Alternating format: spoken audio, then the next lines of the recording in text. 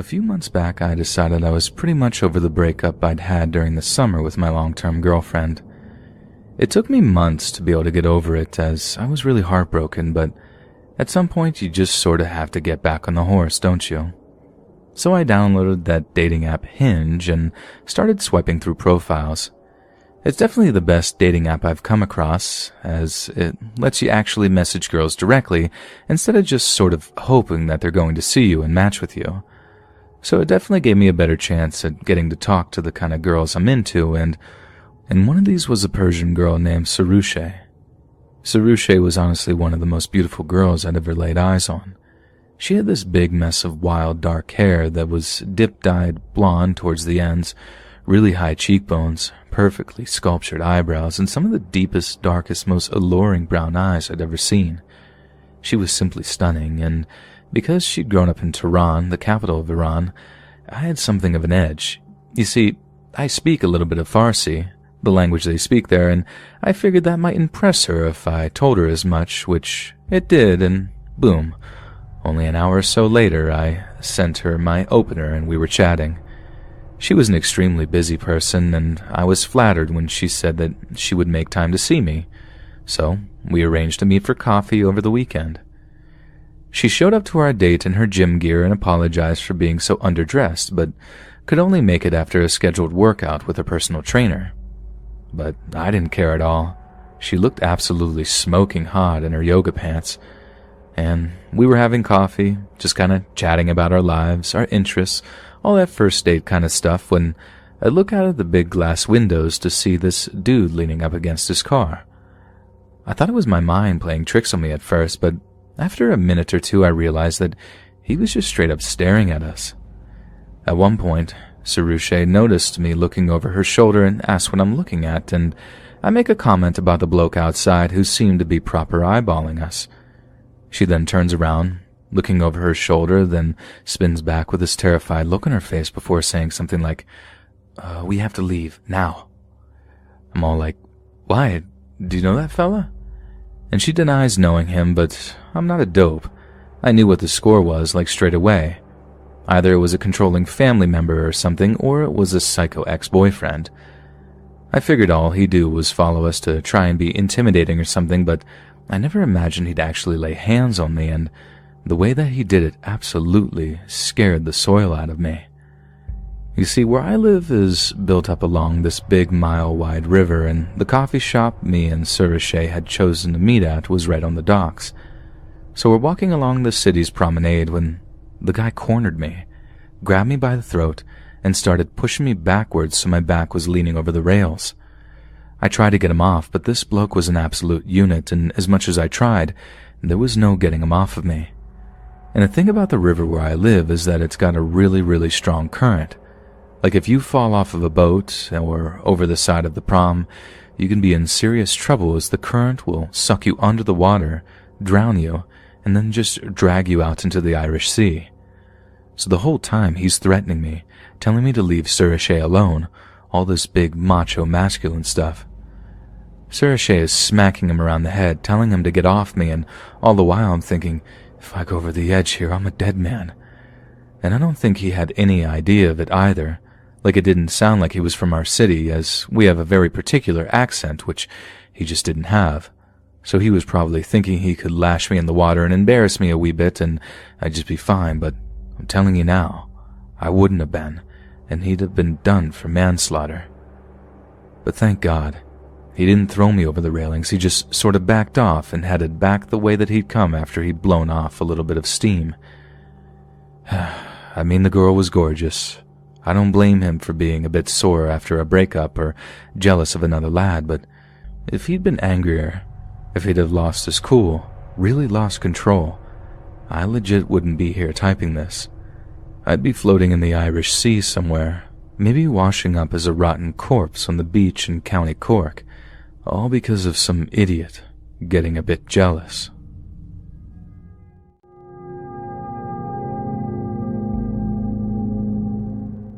So before this whole lockdown thing happened and my dating life went to hell in a handbasket, I used to swipe through Tinder and Bumble quite a lot, looking for girls to hook up with. So I'm bored in my Silver Lake apartment one day when I come across this absolute smoke show of a girl who was listed under the name Lilith. She had these big green eyes, wore pigtails a lot in her profile pictures, and had absolutely no qualms of showing off this big peachy butt she had. She also had this goth girl vibe going, which was something I find really attractive. I mean, she was definitely not the kind of girl I'd bring home to mom, but that's not really what I'm looking for when I'm swiping, so naturally, I swipe right. Boom. We match. I think I actually let out this involuntary "no way" when the old "it's a match" text appeared, and kinda cynically told myself, nah, she's a bot, this isn't real. But yup, it was real, and she was so cute to talk to. At first, anyway, because things started to go a little different when we actually met up. She worked at this coffee shop at the Getty and asked me if I wanted to pick her up after her shift so she could take me somewhere real special, which turned out to be the Museum of Death on Hollywood Boulevard. I mean, not my ideally romantic place to go on a first date, but like I said, she was a slam piece, and it was basically impossible to say no to her. So it was decided, and after I picked her up, she kept it a mystery for a while, only telling me to drive her to Hollywood Boulevard before revealing where she actually wanted to go. The area around the museum is kind of sketchy, but again, I'd have driven through way worse neighborhoods for a date with this girl, so I just pushed all my concerns to the back of my mind. Despite the interior being as dark and dingy as it was, looking like an over-clustered basement, the whole thing was actually kind of interesting at first. But I'd be lying if I said my eyes stayed on the exhibits the whole time, when they were pretty much glued to her butt whenever I wasn't going to get caught looking. It most definitely wasn't particularly creepy either, but the things that Lilith started to say to me as we were walking around the place did in a big, bad way too. Like I said, the exhibits were interesting, but that's all they were aside from being gross and spooky. There were death masks, body parts preserved in formaldehyde, all the things you might come to expect from a place called the Museum of Death, and then some.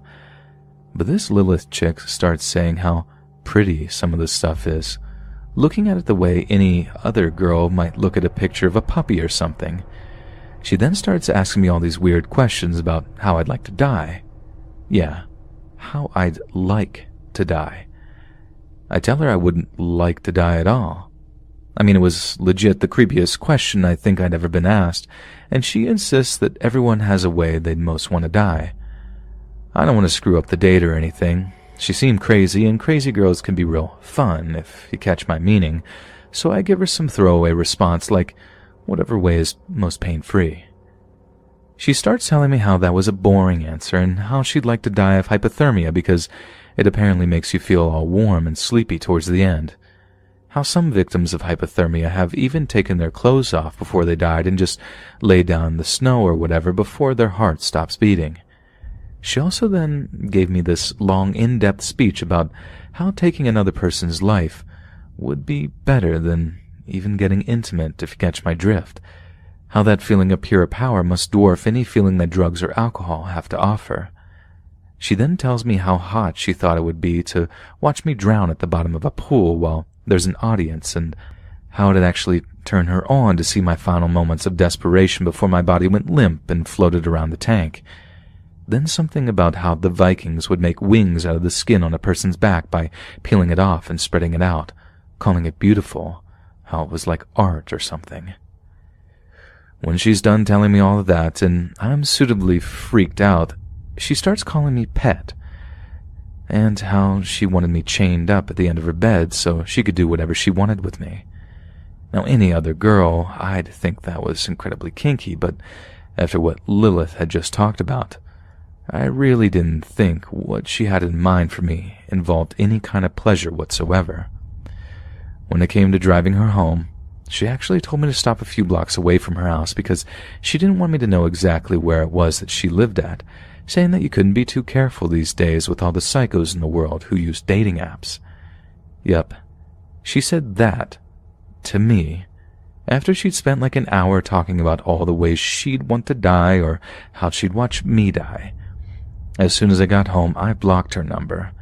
I've never been more scared of anyone like that before, let alone a girl I wanted to hook up with. So, Lilith, if you're reading this, let's not meet again. The following stories are based on real events and were obtained from interviews conducted by Unit 522 and Tim Sonsky. Some names and identifying details have been changed to protect the privacy of the individuals involved. These stories will contain disturbing content. Viewer discretion is advised.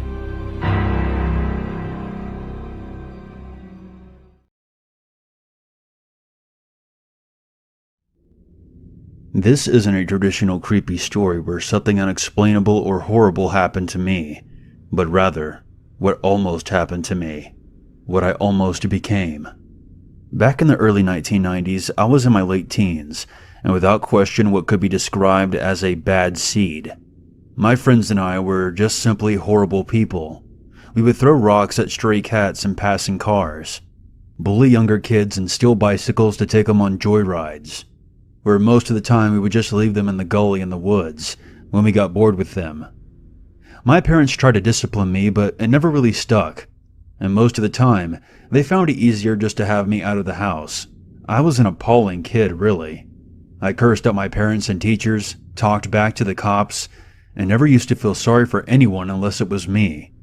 One night, my friend and I were smoking cigarettes on his back porch, and when his dad went to bed, my friend darted into the garage and returned with an old-fashioned handgun. I picked it up with both hands and started pointing it every which way, without a care in the world. He told me his dad had bought it a week ago off the street, and when he confirmed that it was loaded, the very first thing that entered my mind was, "Hey, we should go rob someone." I hid the gun in my waistband and walked down the street with my friend to the end of the cul-de-sac where we knew an old woman lived alone. We had no idea what exactly we wanted to rob from her. We just knew that she would be an easy target. We snuck around the back of the house and walked up onto her back porch, and I was able to force the locked door open just by putting my weight against it and jiggling the knob hard back and forth. As soon as the door was open, and the domestic old person smell from inside the house wafted over us, my friend lost his nerve and bolted away. He literally just said, "I changed my mind," and took off running. I walked right into the house without him, determined not just to take something, but I wanted to scare the woman as well. I walked through the kitchen and into the living room, where the old woman was sleeping on the couch. The TV was on, and the volume was turned down. I pointed my gun at her face. But after a moment when she didn't open her eyes, I felt disappointed, and I walked around behind the couch. I held the barrel of the gun less than an inch away from her head, and in that moment, from the back of my mind, I kept hearing a voice whispering to me, "You can kill her. Do it." Having a weapon in my hand gave me an incredible feeling of power. I didn't have any intention of actually hurting the woman, but now that I was here, it seemed like the obvious thing to do. Without pausing to think, my fingers squeezed the trigger, but nothing happened. The safety was on, and the trigger was locked. Suddenly, the weight of what I nearly did hit me like a ton of bricks. I started shaking, and immediately lowered the gun. I power walked out of the living room, across the kitchen, into the back door. When I reached it, I paused, turned around, and saw the woman's eyes were open. She was looking right at me. There were tears in her eyes and a look of terror on her face. Her fear immediately made me start tearing up. I ran back home, gave the gun to my parents, and confessed that I had nearly done something really bad. They called the police, and I confessed to having broken into an old woman's house with a gun. I didn't tell them about attempting to pull the trigger. I didn't tell them about my friend or where I got the gun either. I had to spend some time in juvenile hall for breaking and entering. But honestly, that was the best thing that could have happened to me. I'll never forget that night. I was on the path of self-destruction, and I very nearly crossed a line that would have ruined my life forever. It makes me sick, knowing exactly how close I came. I've never touched a gun since, and fortunately I managed to turn my life around. Please use this as a cautionary tale. All it takes is one deceptive thought, at the wrong moment, and you could destroy your future. Please, everyone, be smarter than I was.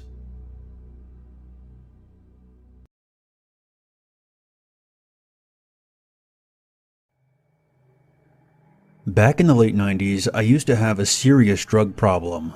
I was living in Las Vegas at the time, and after snorting my entire stash of coke, I would party, pass out, wake up, jack some cars, sell them, spend some money on food, and the rest would go to my dealer, and then I would snort again and repeat the entire process.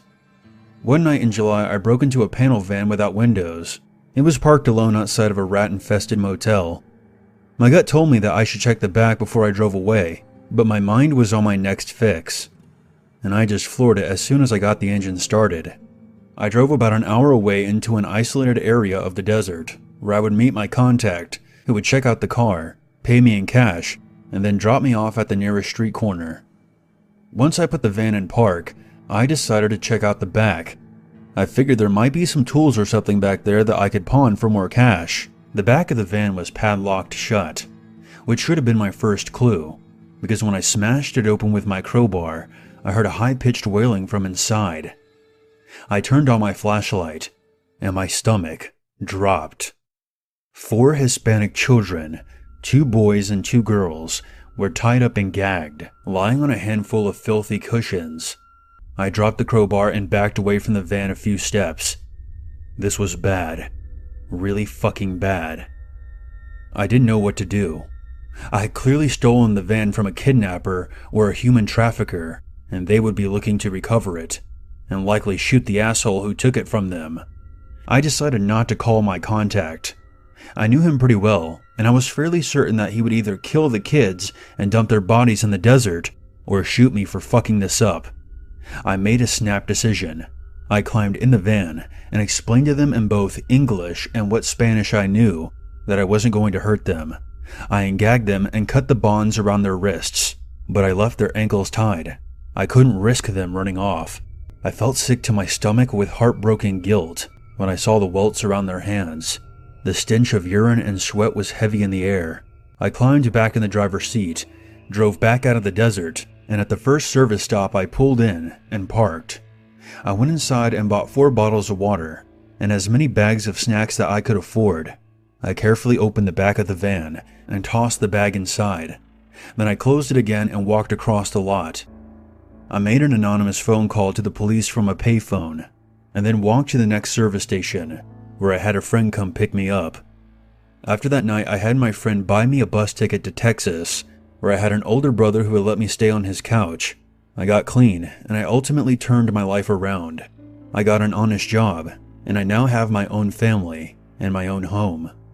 I remember being so relieved when I heard on the news that the kids had been found and were returned to their families in Mexico.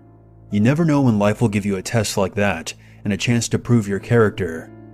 I like to think that those kids helped me as much as I helped them.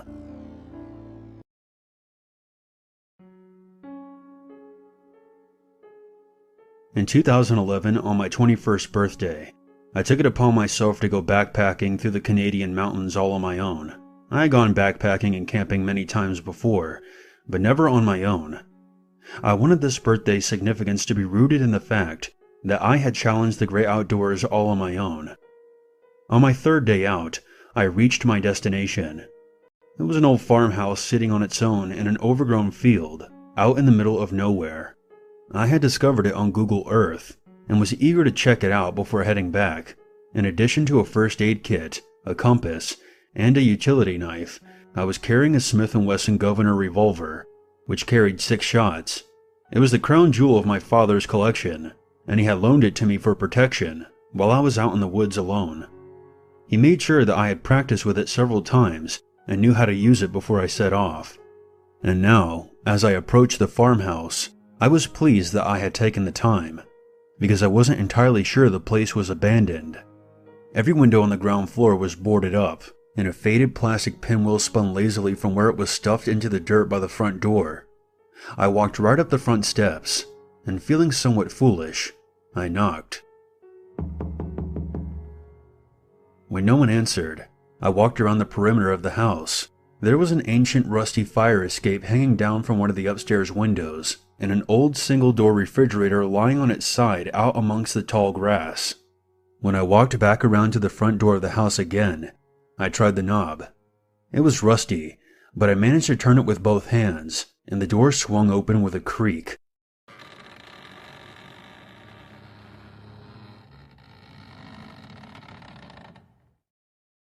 I was just about to walk in when I felt the sensation of eyes on me, and I spun around. Out by the tree line, I saw what appeared to be a man with a long gray beard staring at me. I immediately felt foolish and guilty, and waved at him, my other hand reaching into my belt to rest on the handle of the gun. "Hi there. Is this your place? I'm sorry. I'll leave." For maybe 10 seconds the man just stared at me. Then, without saying anything, he turned and walked back into the trees. That made me nervous. I didn't know how to interpret it, and the last thing I wanted to do was walk back into the woods knowing that he was out there. I decided to enter the house and close the door behind me. I slid a dusty stool in front of the door, so I would hear it tip over if anyone entered. I spent the next hour exploring the house, occasionally glancing out of the windows to see if the man had reappeared. When it finally began getting dark out, I was still nervous and unwilling to leave the house, so I walked up a narrow flight of stairs to the attic, locked the door behind me, set up my gas lantern, and unrolled my sleeping bag.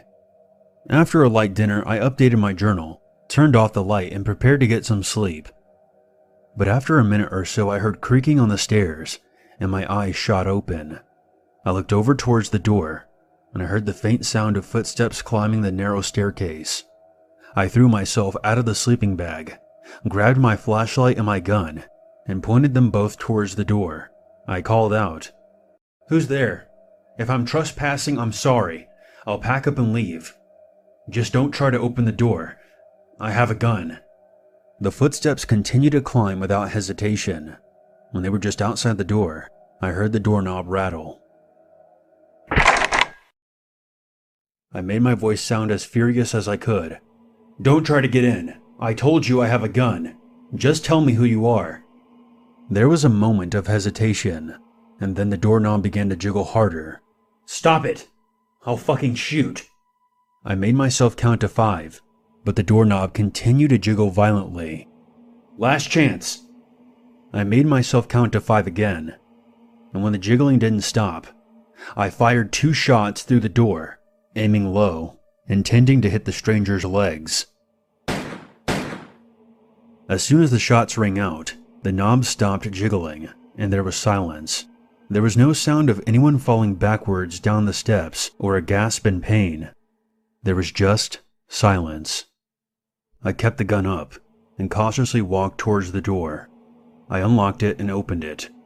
I nearly shat myself when I saw there was nothing standing there. There was no blood, no body, no indication that anyone had been standing there. I slammed the door, locked it again, and dragged an ancient rusty armchair in front of the door to block it. For the next several hours, I would doze off for a while and then wake up again, keeping my gun nearby until the sun rose. After it was light enough, I gathered my belongings and crawled out of the window and went down the fire escape. But when I was about 20 steps away from the house, I turned, and looking back at me from the attic window was the bearded old man. I drew my gun and aimed it at him, but I didn't shoot. I did it as a warning not to follow me. Then I sprinted back into the woods. 2 years later, in the summer of 2013, I returned to the house with 4 of my friends and showed them all the bullet holes in the attic door. I still go camping every now and then, but I always make sure I bring my handgun, because you never know who might be watching you from the shadows.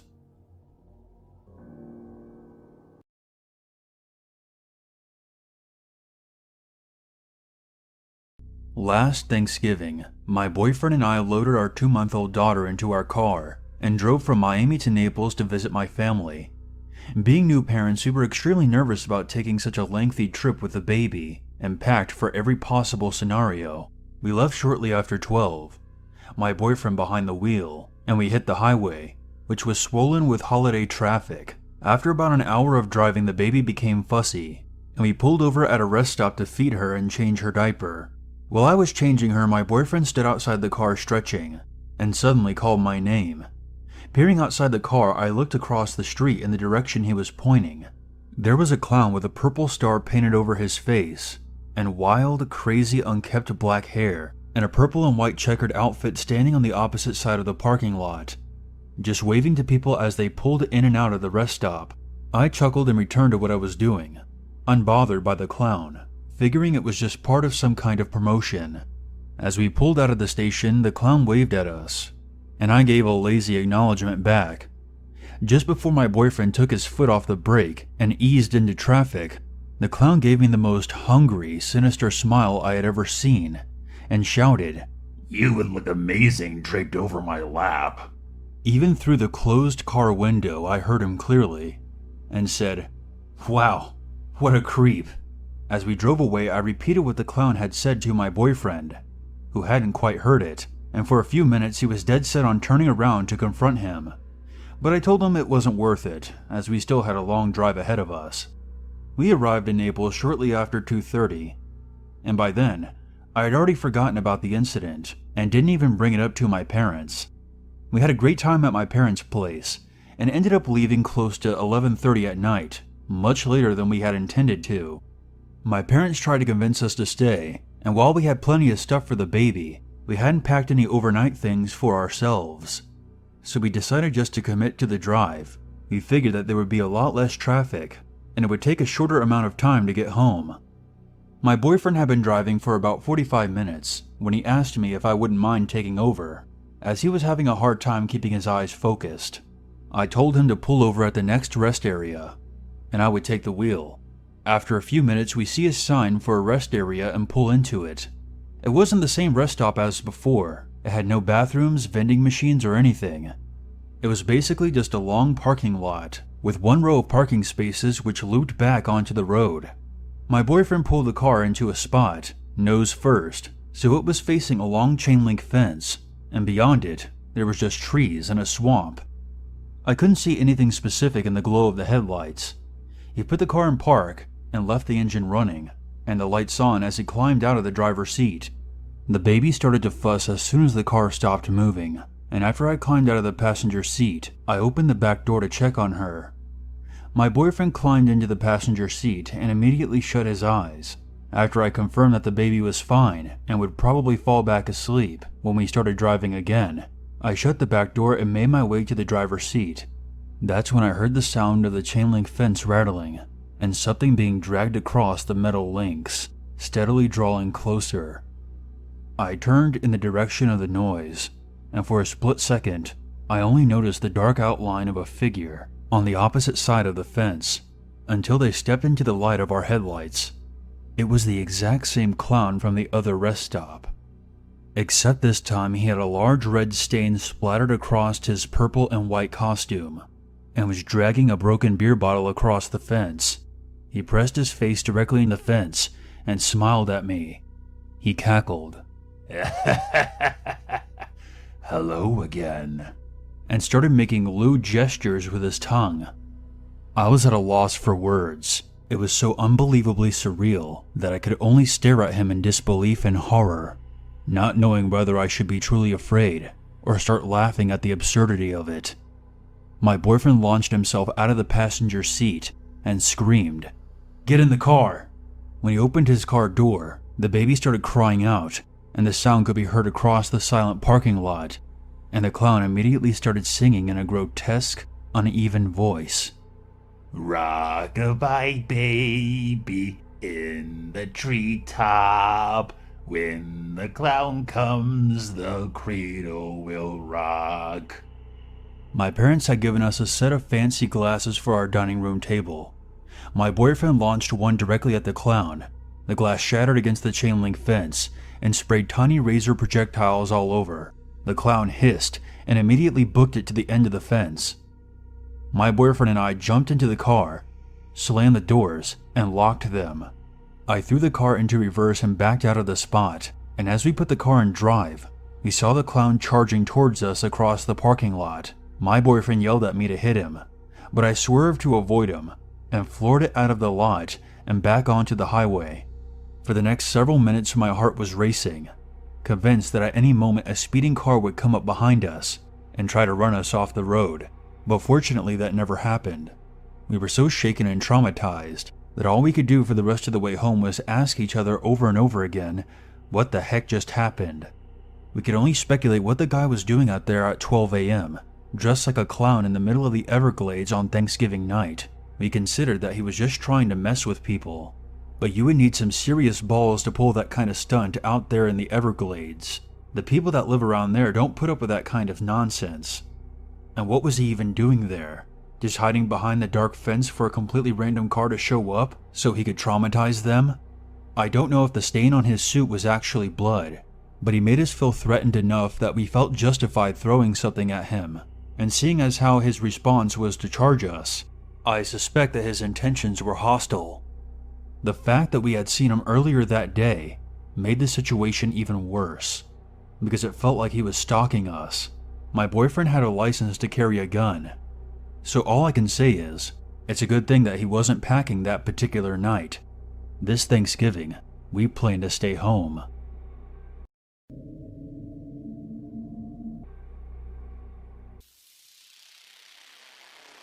I know when most people think of a female clown, they immediately think of the charismatic and very sexy Batman villain Harley Quinn, but I promise they're not all like that. Back in 2012, I was walking home one night at around 9. I live in Gilbert, Arizona, and was walking by a large wide open park with a couple of soccer fields and basketball courts when I noticed something out of the corner of my eye. The overhead lights were still on and illuminating the fields, and I noticed someone sitting cross-legged out on the grass. I pulled out my earbuds and stepped off the sidewalk to get a closer look.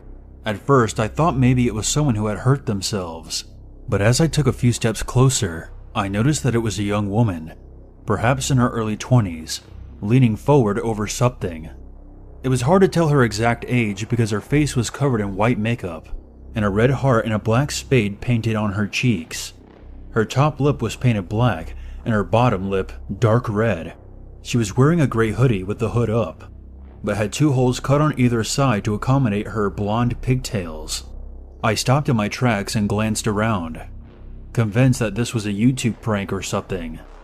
But we were in the middle of a wide open area, and aside from the occasional car passing by, we seemed completely alone. The clown lady was wearing bright red sneakers, torn jeans, and some kind of clawed glove on her right hand like Freddy Krueger. I was only a dozen feet or so away, close enough to say something, but I decided to back away slowly and not engage in whatever she was doing. As I took a step back, she called out to me without looking up. "Where are you going? Come here!" "Nah, I'm good," I replied, and continued to walk away. For the first time she looked up, and smiled way too big, showcasing far more teeth and gums than was necessary. She raised the clawed hand, and I noticed that at the ends of each fingertip was a sharp point, like a thumbtack. "You sure? More for me then." That's when she pulled out a large kitchen knife, the size of an ear of corn, and started cutting into the thing on the ground. I glanced back down and noticed the thing that she was leaning over appeared to be a dead bird of some kind, and she was using her clawed hand to pull the feathers off. She stabbed at the bird with the blade, and then pulled out a flask out of her pocket and threw back a swig. I nearly fell backwards into the road as I maneuvered myself off the grass and onto the sidewalk. I didn't want to turn my back on her the whole time, convinced that it was a prank, and I should start looking around in every direction for someone with a camera or a phone.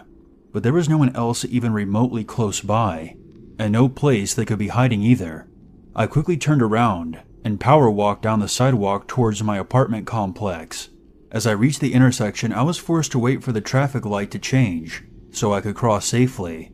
My earbuds were back in, but I honestly wasn't listening to the music. I was so confused and unnerved by what I had just seen.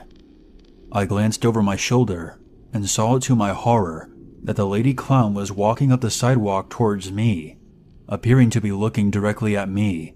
I wrenched out my earbuds again, glanced both ways, up and down the street, and even though the light was still green and the cars had the right-of-way, I sprinted across. When I reached the other side, I turned and saw that she was still approaching the intersection.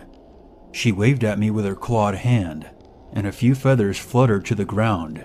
She called out to me. Don't get killed tonight. At least I'm pretty sure that's what she said. There were sounds of traffic muffling her voice. I literally ran home, entered my gated apartment complex, and went the long way around the building just to make sure I wasn't being followed. I then climbed up the stairs, locked both of my locks, and stared out my peephole in a panic. For about 5 minutes before I finally calmed down, I didn't turn on any lights in the apartment, and instead used my phone to navigate to my bedroom, and then used a light from my laptop screen to change and go to bed. The following day, when the sun was high in the sky, I double-checked the spot where the clown lady had been, and the mutilated remains of a bird were lying on the grass. A few weeks later, I saw her again in broad daylight. I was driving my friend's car and noticed her walking down the sidewalk in full makeup in the exact same hoodie, dragging a garbage bag behind her. I turned the car around out of morbid curiosity and followed her for about a half mile, pulling over on the side of the road to let her walk ahead for a while and slowly continuing on. When she reached a wide open plot of dirt, I saw her pull out what looked like to be a dead rat from the garbage bag. She cut it open with a switchblade and wrung it out like a sponge, blood spilling onto the ground, and probably all over her clothes as well. That's when she turned towards me, and with blood running down her fingers, raised her right hand and put her thumb between her index finger and middle finger. This is known as giving someone the fig, and if anything, it's even more obscene than raising your middle finger. I immediately backed the car up and got the hell out of there. It's not that when she turned towards me that bothered me. She easily could have realized that she was being followed. It was the gesture she gave me. It's one I commonly use at people in traffic, and I always get a kick out of it because hardly anyone knows what that means. But I've never seen anyone else use it in my life, and the fact that she did really shook me. I mean, what are the chances she knew that I would understand it? I've since moved, but my buddy still lives out there, and occasionally tells me he spots her wandering the side of the road. So next time you're in Gilbert, keep an eye out.